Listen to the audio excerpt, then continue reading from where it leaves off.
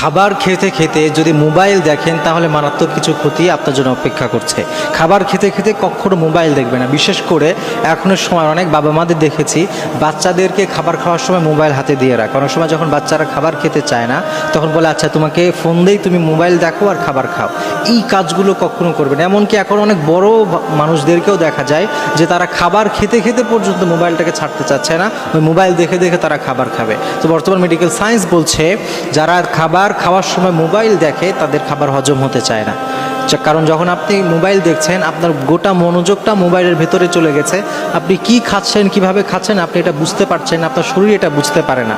এটা যখন আপনি খাবেন আপনার পুরো মনোযোগটা খাবারে থাকতে হবে, যাতে করে শরীর বুঝতে পারে যে আপনার ভেতরে কি যাচ্ছে এবং তাহলে হজম হওয়াটা খুব সহজ হয়। কিন্তু আপনি যদি এইভাবে খেতে থাকেন যে আপনার মনোযোগ নাই, ওই খাবারে হজম হবে না এবং আপনার পেটের ভেতর থেকে বিভিন্ন রকমের কিন্তু রোগ বালাই হওয়া শুরু হবে।